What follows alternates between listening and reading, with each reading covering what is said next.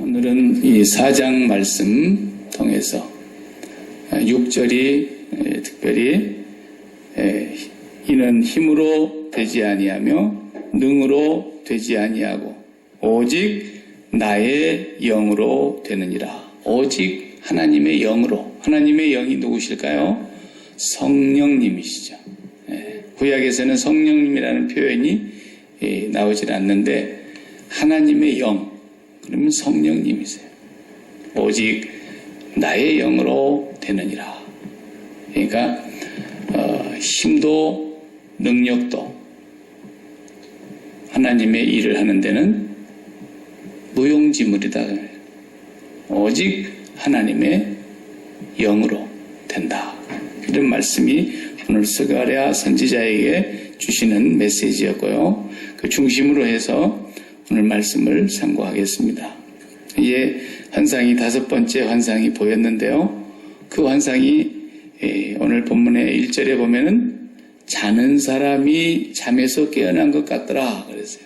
천사가 와서 자기에게 말씀하시는데 잠에서 깨어나는 것 같은 그런 장면을 자기가 느꼈다는 거죠.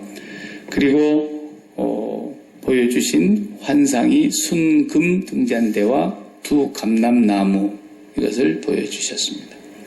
이 말씀이 무슨 뜻인가 하는 것도 설명을 쭉 해주고 계세요. 지난주에 우리 3장에서는 여호수아를 봤어요. 대제사장 여호수아가 나타났는데 아주 더러운 옷을 입고 나타나니까 천사가 옷을 벗기고 새 옷을 갈아입히고 그 다음에 관을 씌우고 그리고 여호와 앞에서 행하게 하셨다는 그 환상이었습니다. 오늘은 이제 스룹바벨은 총독으로서 포로 생활에 있다가 사람들을 데리고 돌아온 지도자입니다. 아직 왕이 있지도 않고 어떤 나라가 완전히 조직이 되어 있지 않았지만 스룹바벨은 하나의 지도자로서 하나님의 세움을 입은 자예요. 그래서 대제사장의 역할은 여호수아가 하고 요즘으로 말하면 왕의 역할은 스룹바벨이 한 것입니다. 스룹바벨을 대표로 이제 보여주시면서 그가 어떤 인물이고 그는 하나님 앞에서 어떤 일을 할 것이며 오늘 우리 믿음의 사람들은 어떻게 살아갈 수 있는가를 대표적으로 보여주는 인물이에요. 그래서 그 당시에 성전을 재건하고 있었을 때였으니까 성전 재건하는 얘기는 앞에 우리가 학개서에도 봤지만 때가 이르지 않았다. 사마리아 사람들이 방해가 너무 심하다. 그래가지고 성전이 오랫동안 시작만 해놓고 중단을 해버렸다. 그런 상황에서 스룹바벨이 성전을 완전하게 재건할 것에 대한 말씀을 오늘 하고 계시는 것입니다. 오늘 본문 우리가 읽어보면은 8절 9절에 그러셨어요. 여호와의 말씀이 또 내게 임하여 이르시되 스룹바벨의 손이 이 성전의 기초를 놓았은즉 그의 손이 또한 그 일을 마치리라. 이렇게 말씀하셨어요. 스룹바벨을 통해서 하나님이 반드시 그 일을 마치실 거라는 거예요. 또 앞에서 보면은 스룹바벨의 그 하는 일 가운데 많은 어려움이 있었다는 걸 알게 해주는 본문이 또 하나 있어요.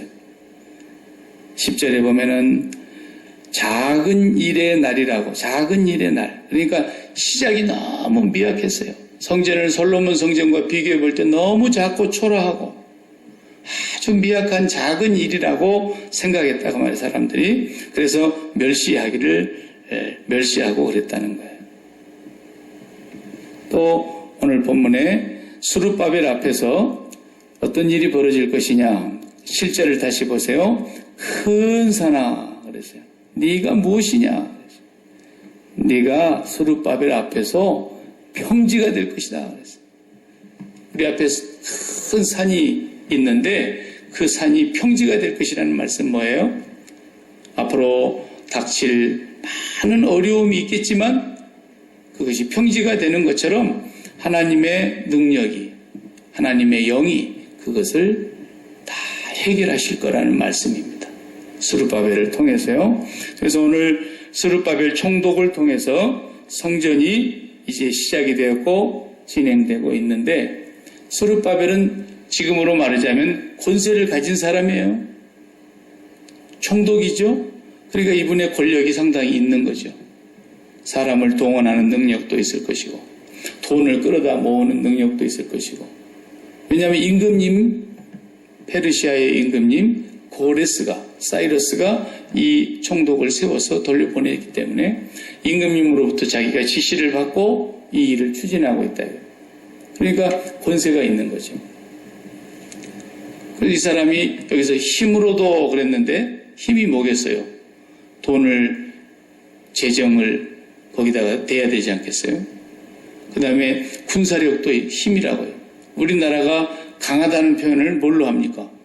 많은 것 중에 우리가 세계 제1의 GDP를 갖고 있다. 그리고 우리나라가 세계 최강의 군대를 갖고 있고 무기를 보유하고 있다. 이런 것이 힘의 상징이에요. 스룹바벨에게도 어떤 힘이 있다 이거예요. 그분이 가진 권력이 있다 이거예요. 그렇지만은 그런 힘과 권력으로 이 일을 하나님은 이루시지 않을 거라는 거예요. 하나님의 백성들의 대표자로서 스룹바벨이 그렇게 살아야 된다는 것처럼 우리가 살아갈 때도 어떤 힘이나 어떤 권력이나 우리 어떤 뒤에서 스폰을 해주는 백줄이나 이런 사람이 돼서는 안 된다는 거예요. 그런 힘으로 살아가는 사람은 그건 신앙인이 아니라는 거예요. 신앙인은 모든 삶의 기초가 어디로부터냐? 하나님의 신, 여호와의 신, 성령으로 살아가는 사람이라는 거죠. 이게 하나님의 사람과 세상 사람들의 다른 점이에요. 우리는 비록 재정이 부족해도 하나님의 뜻이, 하나님의 비전이 이루시고자 하시면은 돈을 하나님이 만들어 주셔요. 어떤 방법으로든지 돈을 동원하시고, 돈이 필요할 경우에 돈을 필요로 하시면 하나님이 그걸 끌어오시고, 사람이 필요하면 사람도 하나님이 동원을 해서 하실 수는 있어요. 그러나 하나님의 일을 하는데 사람이 적어서 못한다든지 돈이 부족해서 못한다든지 그렇게 해서는 안 된다는 걸 말씀하고 있어요. 오늘 본문에도 하나님께서 눈이 있다 그랬어요. 10절을 보십시오. 조그마한 일이라고, 아주 초라한 일이라고 멸시하는 사람이 누구냐? 사람들이 스룹바벨의 손에 다림줄이 있음을 보고 기뻐하리라. 이 7은 온 세상에 두루 다니는 여호와의 눈이라 그랬어요. 눈, 여호와의 눈. 하나님이 다 살펴보고 계시고 하나님의 생각이 계시고 하나님의 비전이 있는데 그것을 스룹바벨이 이룰 것이라는 거예요. 돈이나 능력으로 하는 것이 아니라 오직 나의 신으로, 여호와의 신으로, 하나님의 영으로 된다. 그 말씀을 하시는 거예요. 그래서 예수 믿는 사람들은요, 경력이 화려하거나 세상적으로 이력이 아주 훌륭하거나 또 여러 가지 캐리어가 많아가지고 이력서에 보니까 이력서 한 장에 자기의 모든 캐리어를 다 쓸 수 없을 만큼 많은 경험을 갖고 있는 그런 사람들이 하나님의 일꾼으로서 합당한 것이 아니다라는 거죠. 그걸 우리는 꼭 명심해야 돼요. 네. 그런 것이 필요 없다라는 것이 아니고 그것을 무시하는 얘기가 아니라 그런 것이 있어야만 하나님의 일을 한다고 생각한다면 그 신앙인이 아니라는 거죠. 그런 화려한 것이 없어도 여호와의 신이 임하면 그것이 이제 오순절 성령이 강림하심으로써 약속이 이루어진 거 아닙니까? 너희가 권능을 받을 것이다. 성령이 임하시면. 그래서 나의 증인이 될 것이다. 온 땅 끝까지. 그러니까 베드로, 요한 이런 사람들 다 사실은 평범한 사람들이었어요. 그냥 바닷가에서 태어나서 배를 타고 다니면서 갈릴리에서 어부 생활을 하면서 평범하게 살아가는 그런 사람이었는데 이 잡아다 놓고 예수 이름을 말하면 죽여버릴 거야. 하지 말라는데 왜 또 했어? 이제는 감옥에 가두기도 하고 위협을 하고 매를 때리고 그러는데 베드로가 어떻게 합니까? 그 이름도 모르는 어떤 계집종 앞에서 예수님을 그렇게 모른다고 부인을 하던 그런 비겁쟁이 베드로였는데 그 권세자들 앞에 끌려갔어도 어떻게 해요? 성령께서 너희에게 할 말을 주실 거니까 권세자들에게 잡혀가서 무슨 말을 할까? 그것도 염려하지 말라 그랬어요. 그 자리에서 하는 말이 우리가 하나님 앞에서 당신들 말을 듣는 것이 옳으냐? 하나님 말씀 듣는 것이 옳겠느냐? 한번 생각해봐라. 이렇게 막 당당하게 말을 하니까 이거 평범하고 보잘것없는 하찮은 인물로 봤다가 기탄 없이 말하는 걸 보고 그 사람들이 어떻게 할 수가 없어서 그냥 권세를 가지고 위협만 하고 매를 때리고 호통을 치고 그러고는 놔줄 수밖에 없었단 말이에요. 그 사람들이 무슨 경력이 있습니까? 경력이라 해봐야 고기 잡는 경력. 나는 고기 잡는 경력이라도 가지고 예수님에게 내가 도움을 드려야 되겠다. 천만의 말씀. 예수 믿는 사람은 그런 생각을 아예 하질 말아야 돼요. 자기가 밤새도록 고기를 잡았어요. 왜? 전문이니까. 베드로가 만약에 레주메를 쓴다 그러면 그 이력서에다 뭐라고 쓰겠어요? 고기잡이 아버지로부터서 3대째 물려받은. 에? 그리고 내가 갈릴리 바다는 손금을 보듯이 내가 많이 읽어서 고기가 몇 월 달에는 무슨 고기가 잡히고 몇 월 달에는 어디 가야 고기가 잡히고 다 안다 이거예요. 그러던 사람의 경력을 가지고 밤이 맞도록 고기를 잡으려고 그물을 내렸지만 한 마리도 못 잡았다 이거예요. 한 마리도. 그러니까 예수님이 와가지고 그 깊은 데 가서 한번 그물을 내려보라고. 그러니까 베드로가 예수님 내가 밤이 맞도록 수고했지만은 한 마리도 못 잡았습니다. 그러나 말씀에 말씀하시니까 제가 내리겠습니다. 그 말이 내가 한 마리 못 잡았지만 주님이 말씀하셨으니까 많이 잡힐 줄 믿고 순종하고 그물을 내리겠습니다. 그렇게 사람들이 이해를 하는데 그게 아니에요. 그 본문은 절대 그렇게 해석하면 틀린 해석이에요. 베드로가 밤새도록 시몬이 고기를 잡았는데 못 잡았다. 그런데 그물을 이제 허탕치고 나서 새벽녘에 밖에 와가지고 그물에 걸려들었던 막 찌꺼기 다 뜯어내고 그물을 깨끗이 씻고 이제 다른 날 또 고기 잡기 위해서 미리 준비를 해놓아야 되니까 그물을 씻고 있는데 고기를 깊은 데서 가서 잡으라 그러니까 그 잡고 싶겠어요? 아니 내가 그물에 이 고기 바닥에 대해서는 내가 화난 사람인데 그러니까 한 마리 못 잡았다니까요 선생님. 그런데 선생님께서 얘기하니까 내가 내리기는 내립니다만은 책임은 당신이 져야 됩니다라는 말이 그 의미가 있는 거예요. 당신 책임지십시오. 내가 한 마리 못 잡았다니까요. 그런데 뭐 그물을 깊은 데 내려간다고 그물이 고기가 잡히나요?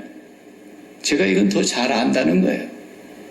그런 마음으로 그물을 내렸던 거예요. 그랬으니까 그 뒤에 반응이 어떻게 나와요? 딱 땡기니까 안 따라와.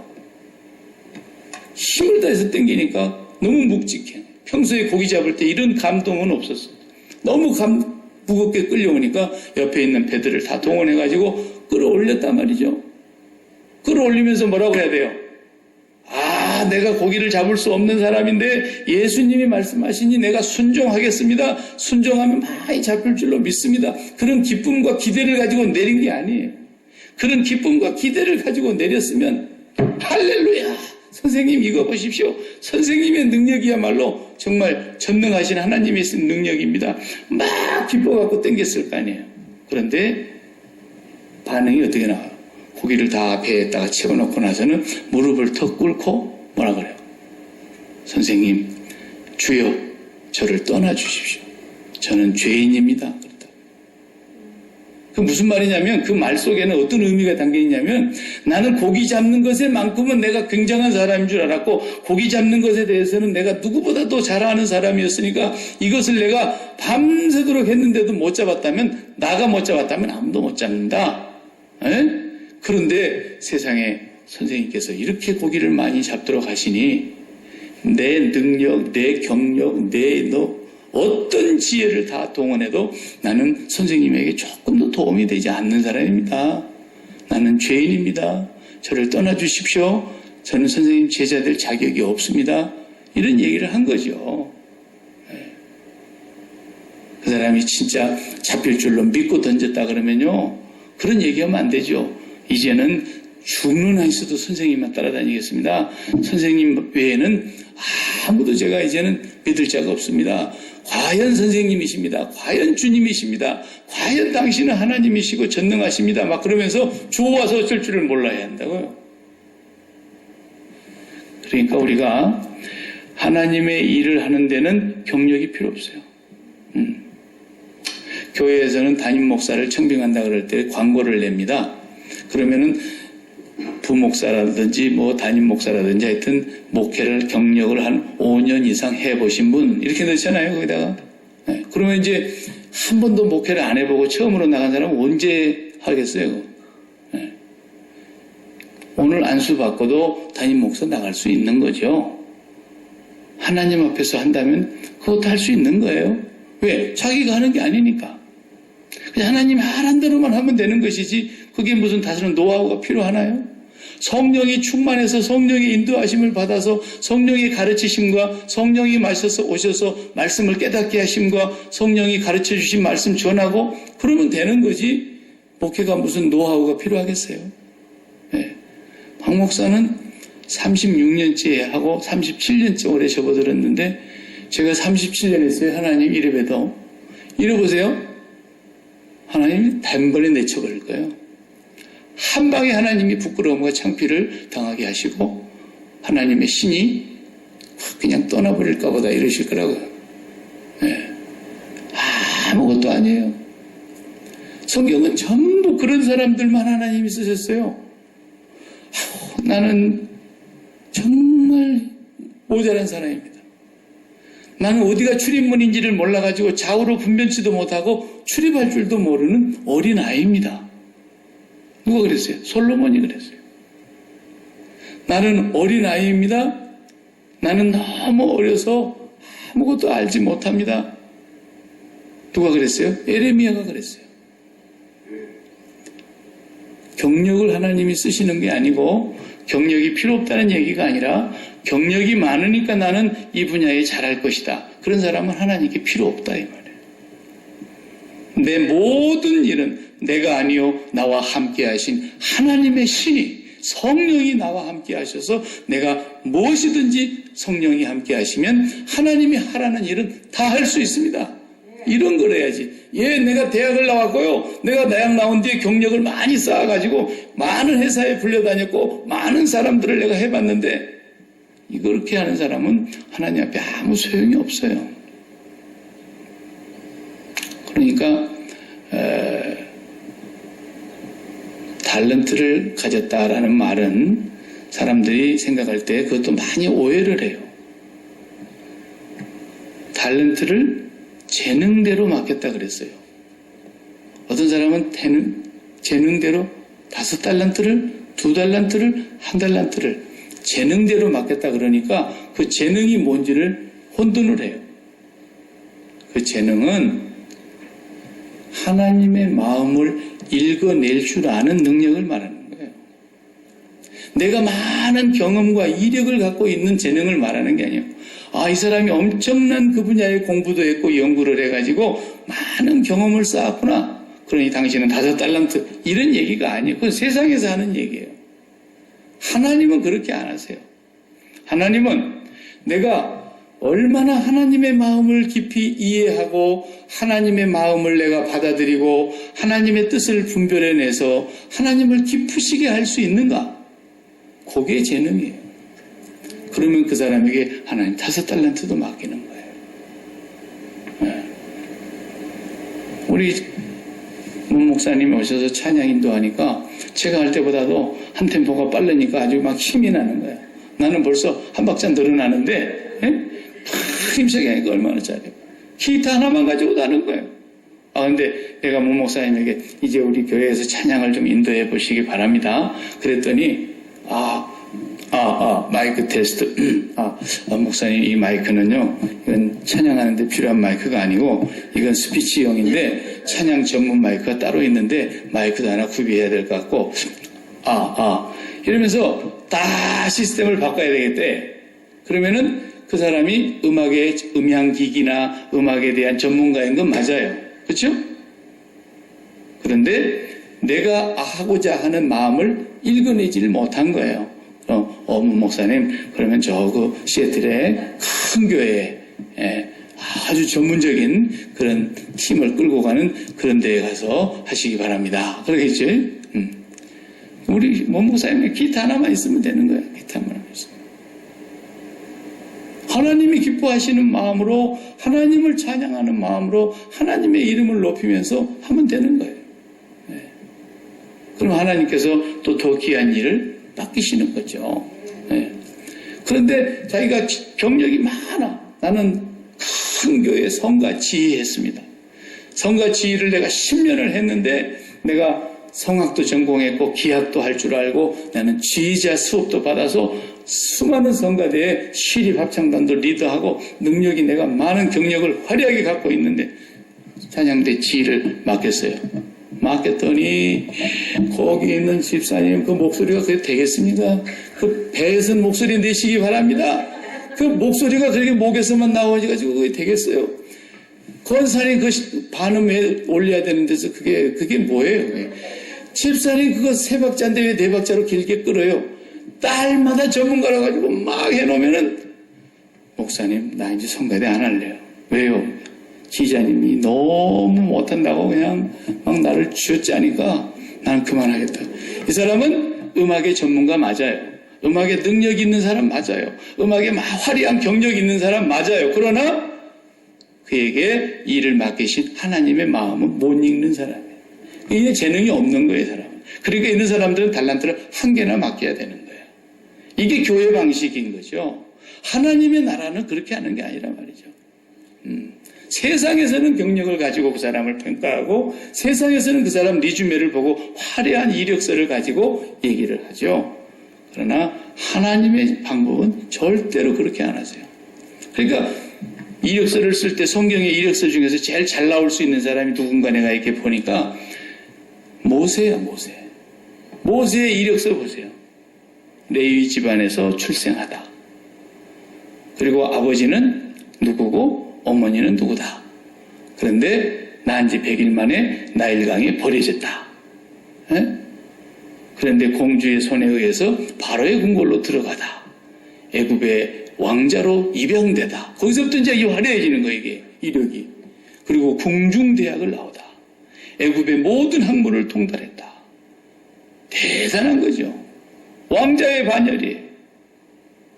그래가지고 자기가 자기 동족을 어머니에게 훈련을 받았든지 유모로서 어머니가 키웠으니까 그 이스라엘 민족을 알면서부터서 자기가 자기 동족을 위해서 뭔가 해야 되겠다고 하는 가슴에 피가 끓는 젊은이였다고. 40살에 그냥 애굽의 집정관 하나를 그냥 네가 감히 우리 동족들을 이렇게 학대할 수 있어? 아무도 안 보는 데서 그냥 돌로 쳐주겠단 말이죠. 그게 발각이 되고 자기가 이제는 잡혀서 이 책임을 져야 되겠으니까 멀리 도망을 갔죠. 하나님이 모세를 그렇게 애굽의 궁중대학을 나와가지고 모든 학문과 모든 기술을 다 통달하는데 이스라엘 지도자로 만들기 위해서 그 이력서 한 통 그거 만들려고 한 게 아니란 말이죠. 80년이 될 때까지 가만히 계셨어요. 80세 될 때까지.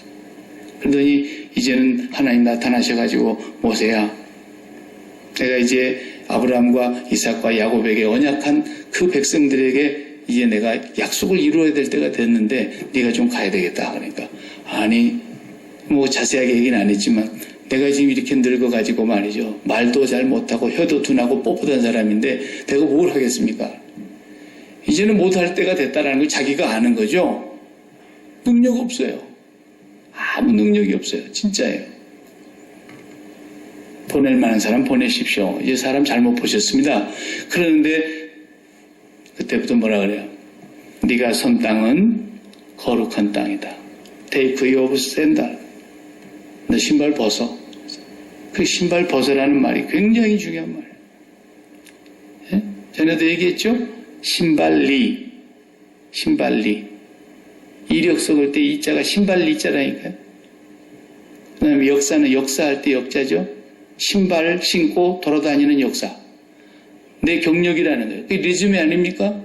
거기에다가 내 신발 신고 내가 이 회사 다녔습니다. 내가 신발 신고 그 다음에 이 회사 다녔습니다. 신발 신고 내가 이 일을 했습니다. 전부 신발 신고 자기 한 인생살이의 그 화려한 이력, 너 신발 벗어 이제부터. 너는 내 종이야. 내가 시키는 대로만 하면 돼.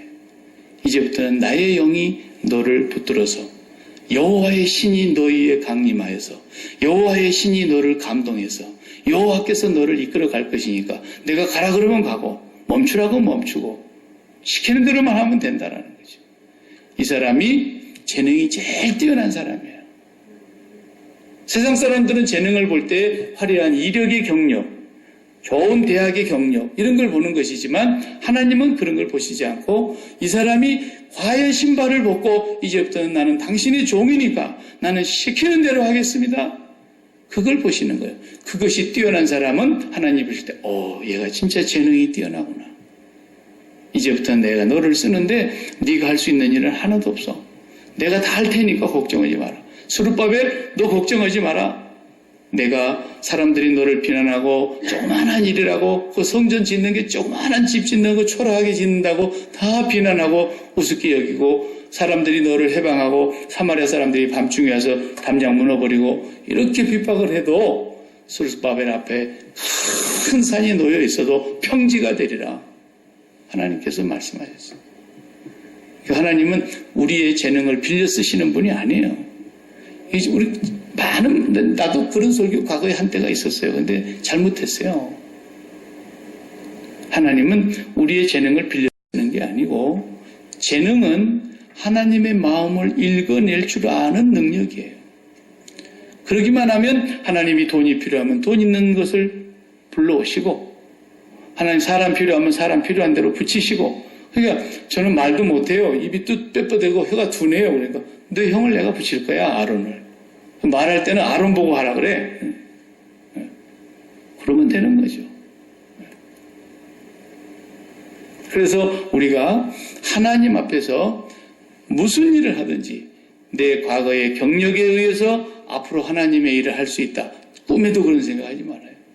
매일 하는 일이니까 내 눈 감고도 이거 할 수 있다. No. 매일매일 죽고 새로 시작하는 거예요. 어제까지의 삶에 대해서 다 죽고 오늘 성령의 이끌림을 받아 또 다시 새롭게 시작하는 것이 예수 믿는 자의 삶이에요. 매일 그게 반복되는 거죠. 돈을 많이 가져서 하나님의 일을 하는 것이 아니더라고요. 내가 돈이 있으니까 뭘 한번 해봐야 되겠다. 반드시 낭패를 당합니다. 절대 돈 있다고 뭐 시작하지 마세요. 돈 있다고 뭐 딴 생각하지 마세요. 돈이 있어서 일을 시작하는 것이 아니라 우리가 하나님의 일곱 눈으로 하나님이 보고 계시는 하나님의 그 비전을 우리 마음에 받았을 때 하나님께서는 나를 쓰신다는 거죠. 여러분이 이제 나는 나이가 많아서 뭘 하겠습니까? 그렇게 말하면은 그것은 하나님을 모독하는 거예요. 요엘서 2장 28절에 뭐라 그랬어요? 내가 말세에 내 남종과 여종에게 내 영을 부어주리니 너희 자녀들은 꿈을 꿀 것이요 예언할 것이요 너희 늙은이들은 꿈을 꿀 것이요 너희 젊은이들은 환상을 볼 것이다. 모세가 80살에 하나님의 환상을 가지고 애굽으로 들어가지 않습니까? 그러니까 성령이 너에게 임하시면 죽는 날까지 하나님의 그 일곱 눈이 보시는 그 비전을 우리에게 주셔서 스룹바벨을 통해서 하나님이 일하시는 것처럼 스룹바벨의 손으로 성전의 기초돌을 놓게 하고 스룹바벨의 손으로 완성하게 하시는 하나님, 나의 영으로 이루실 거다는 거죠. 여러분 힘이 없다고 하나님의 일을 나는 못합니다. 이런 말은 믿음이 없는 함부로 하는 말이란 말이죠. 그런 말 하면 안 되고 여호와께서 나 같은 늙은이라도 나같이 못 배운 사람이라도 나같이 아무것도 모르는 멍충이라도 하나님이 나에게 은혜를 주시면 나는 할 수 있습니다. 이런 믿음을 갖고 살아야 돼요.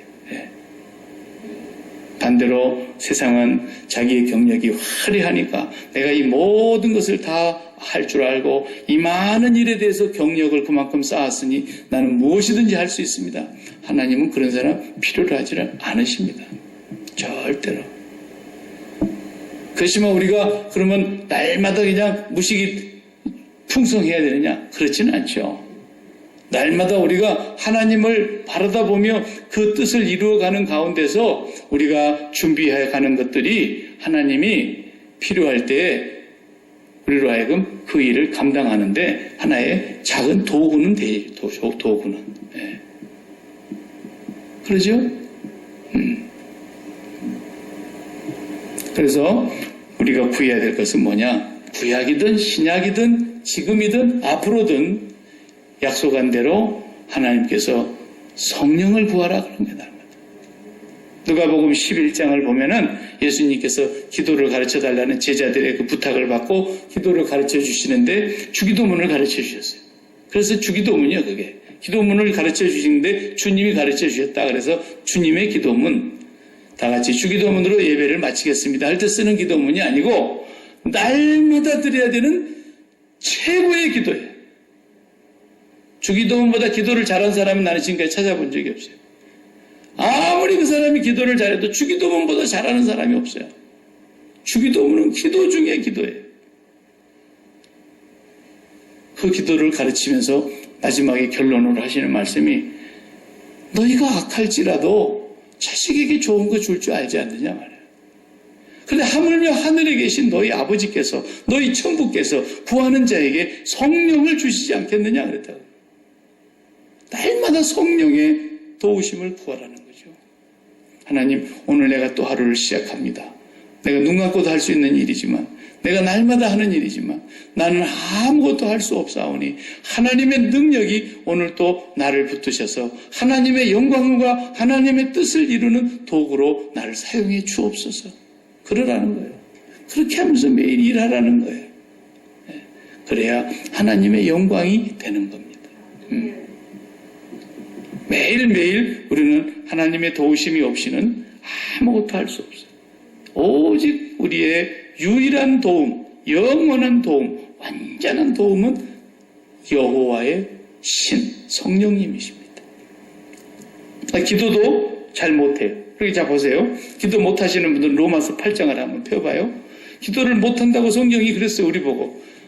박 목사 너 그 기도가 뭐야 말이야. 기도가 형편없잖아. 하나님이 그러세요. 정말로. 우리 사람이 기도를 아무리 잘한들 주기도문만 하겠냐 말이죠. 주기도문으로 기도하지 않으면서 딴 기도를 뭐 어떻게 잘하겠어요. 로마서 8장을 보면은 기도를 못한다고 성경에서 분명히 말씀했어요.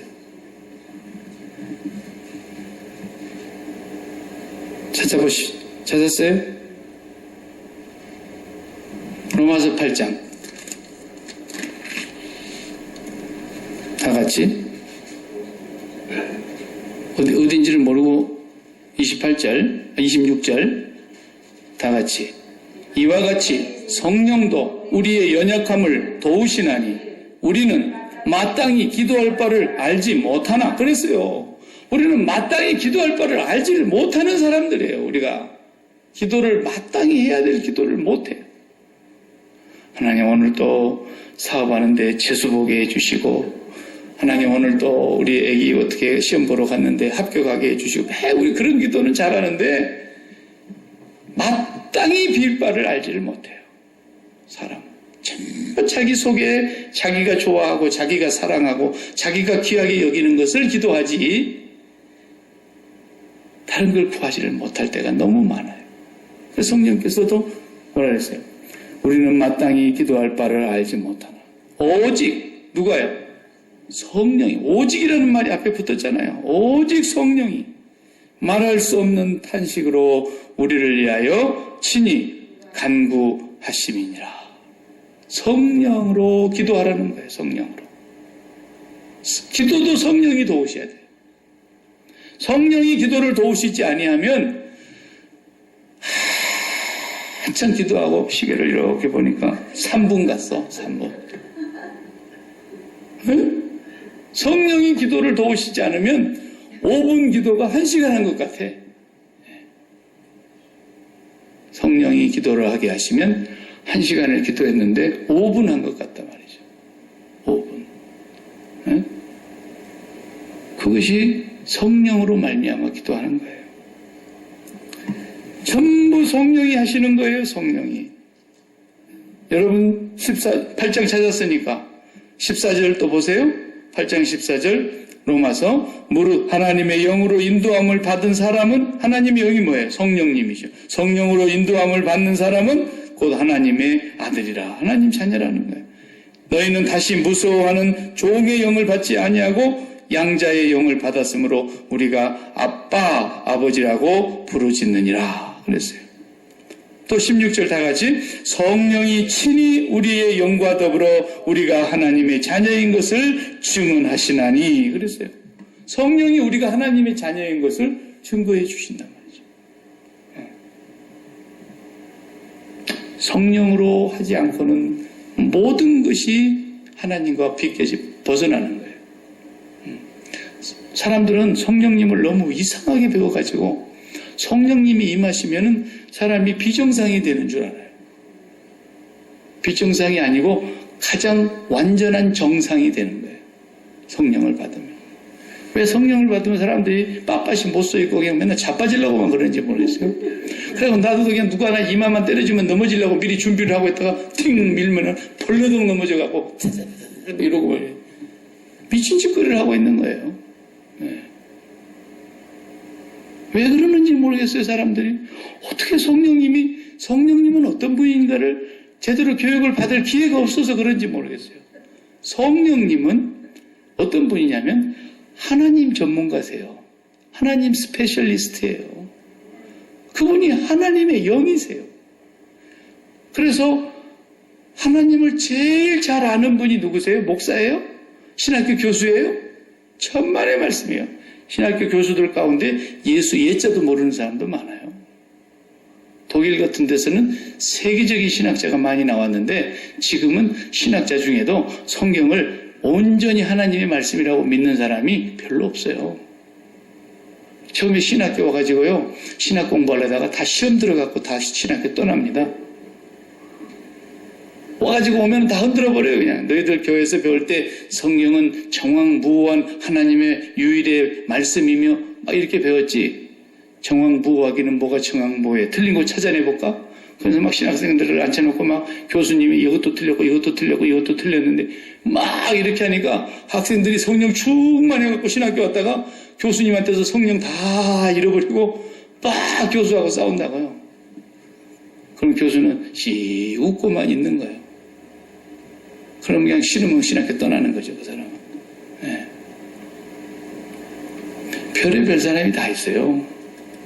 요즘 신학생들 설문조사를 해보니까 성경은 정확무오한 하나님의 유일의 말씀이다라는 것을 믿는 사람, 그러니까 신학교 안에서 40%밖에 안 나왔다잖아요. 신학교가 망했어요. 신학교. 그런 사람들이 앞으로 다음 세대를 이끌고 갈 사람들이라면 정말 큰일이죠. 큰일이죠. 성령님은 하나님 전문가세요. 그래서 성령님을 보내준다 그런 것이지, 성령님으로 사람들이 돈 전문가가 되려고 그래요. 성령 충만해가지고 얼마나 돈을 좋아하는지, 돈을 떼돈을 벌어가지고 여기도 부동산 사놓고 저기도 아파트 사놓고 저기도 땅 사놓고 막 기도원 해가지고 얼마나 돈을 많이 긁어 모았는지, 그래가지고 막 부자 돼가지고 말이죠. 어떤 기도원 원장님은 그래갖고 잠시 죽었는데 하나님 앞에 갔더니 나는 너를 도무지 알지 못한다. 하나님께서 그를 그냥 내치시더라잖아요. 그래서 그냥 다시 깨어나가지고 자기 있는 모든 재산을 싹 다 팔아가지고 어느 선교단체에다 갖다 다 주고 그리고 딱 돌아가셨다잖아요. 네. 성령을 받아갖고 막 무슨 딴짓을 하려고 그러는 거예요. 딴짓을. 전부 그건 잘못된 거예요. 성령은 하나님 전문가세요. 다 같이 고린도전서 2장 펴보세요. 고린도전서 2장 10절. 고린도전서 2장 10절. 오직 하나님이 성령으로 이것을 우리에게 보이셨으니, 성령으로 보여주신 거예요, 하나님이. 그래서 성령은 모든 것, 곧 하나님의 깊은 것까지도 통달하시네. 통달한단 말이 뭐예요? 다 안다는 거 아니에요? 하나님의 깊은 부분을 다 통달하신 하나님 전문가세요, 성령님은. 그래서 11절에 뭐라 그랬어요? 사람의 일을 사람의 속에 있는 영 외에 누가 알리요? 이와 같이 하나님의 일도 하나님의 영 외에는 아무도 알지 못하네. 이게 하나님의 일인지 아닌지를 아무도 모르게 돼 있어요, 사람은. 내가 좋은 일이라고 생각하고 하나님 일이라고 하지만은 하나님의 일이 아닐 수 있다니까요. 그것이 하나님의 일이라는 건 성령님만 아세요. 그래서 우리가 성령 받고 성령의 충만함을 입고 성령의 가르치심과 인도함을 받아야만 하나님의 일이라는 것을 바르게 할 수 있다는 거죠. 네. 또 보세요. 12절에 우리가 세상의 영, 그러면 마귀의 영이겠죠? 세상의 영을 받지 아니하였고 오직 하나님으로부터 온 성령을 받았으니, 그 이유는 뭐라 그랬어요? 우리로 하여금 하나님께서 우리에게 은혜로 주신 것들을 알게 하려 하심이라. 하나님이 우리에게 은혜로 주신 게 얼마나 많습니까? 셀 수도 없는 하나님의 은혜를 깨닫게 하시는 분이 성령님이세요. 하나님의 은혜로다. 바울이 막 죽도록 두드러 먹고 나와가지고 아이고 아파 죽겠네. 주님 이게 뭡니까? 에? 내가 언제 뭐 부를 구했습니까? 내가 무슨 명예를 구했습니까? 나는 일평생 주님을 위해서 복음을 전하려고 하는데 이게 내가 뭡니까? 두드러 맞아서 말이에요. 이랬어요? 그렇게 두드러 맞고 나와서도 성령으로 말미암아 이것이 하나님의 은혜로다. 베드로도 두드러 맞고 나왔어요. 요한도 두드러 맞고 나왔어요. 감옥에서 이제 나가라 그러니까 나갔어요. 나올 때 뭐라 그랬어요? 예수 이름의 능력을 받을 자로 합당히 여김을 받은 것에 기뻐하며 나왔다 했더니까요. 아니 내가 예수 이름 때문에 매를 맞고 예수 이름 때문에 고난을 당하는 사람으로 여김을 받다니 기뻐서 나왔다니까요. 성령을 받으니까 매를 맞는 것도 이거 정말 굉장한 영광이구나 그걸 알더라는 거죠. 성령이 없이 누가 옆에다 그냥 한마디 전화로 잘못 말했다가는 큰일 납니다. 큰일 납니다. 전화 한마디 말만 잘못해도 그거 밤새도록 이제 그거 죽어나는 거예요. 이게 사람이에요, 사람. 성령이라고는 이만큼도 없는 사람. 네. 달마다 성령으로 살아가야 돼요. 그 성령으로 살아가야 되니까 어떻게 되는 거예요? 내가 죽어야 되는 거죠. 내가 죽어야 성령이 임하시는 거죠. 그것이 바로 예수 그리스도를 믿고 회개하고 죄사함을 받으라 그리하면 성령을 선물로 받으리니 그랬잖아요. 달마다 우리가 그리스도와 함께 죽음으로써 하나님의 영으로 살아가는 거예요. 네. 모든 것은 13절에도 보세요. 우리가 이것을 말하거니와 사람의 지혜가 가르친 말로 하지 아니하고 오직 성령께서 가르치신 것으로 하니 영적인 일은 영적인 것으로 해야 분별한다는 거죠. 성령으로 분별할 수 있는 것이지 절대로 분별도 잘못해요. 네. 우리는 어둠이에요, 어둠. 성령이 아니면 어둠입니다. 판단하는 것이 다 틀렸어요. 보세요. 스룹바벨에게 하신 말씀이나 오늘 신약시대 이후에 살아가는 그리스도의 백성들이나 똑같다는 거예요. 성령으로 살아가는 거예요. 매일 성령을 구하라 되지 뭐 딴 거 구하지 마세요. 딴 거 구하지 마세요. 매일 소원하세요. 매일 사모하세요. 매일 간절히 구하세요. 주여, 나는 어린아이입니다. 나는 분별할 줄 모릅니다. 나는 출입할 줄도 모릅니다. 나는 하나님의 일도 잘할 줄 모르고 무지합니다. 그러나 오늘 또 하나님의 영이신 성령님께서 저를 가르쳐 주시고 진리 가운데로 인도해 주시고 예수님의 가르침들이 생각나게 해 주시고 예수님을 통해서 우리가 하나님의 일을 바르게 할 수 있게 해 주세요. 매일 성령을 구하면 우리의 삶은 하나님께서 당신의 바라보는 비전대로 이끌어 가실 줄 믿습니다. 기도하십시다. 하나님 감사합니다. 스룹바벨에게 말씀하신 스가랴가 본 환상을 통해서 힘으로도 되지 아니하고 능으로도 되지 아니하지만 오직 여호와의 영으로 하나님의 성령으로 된다는 것을 말씀하여 주신 것처럼 오늘도 하나님의 백성들이 다 성령으로 살아가는 것을 간절히 사모하며 성령님을 환영하며 성령님을 사랑하며 성령님을 귀히 여기며 성령님의 인도하심을 무시하지 아니하며 성령님을 소멸치하지 아니하며 성령님을 회방하지 아니하며 오직 성령님을 환영하고 날마다 성령의 인도하심을 따라 살아가게 하여 주시옵소서. 예수님의 이름으로 기도하옵나이다. 아멘.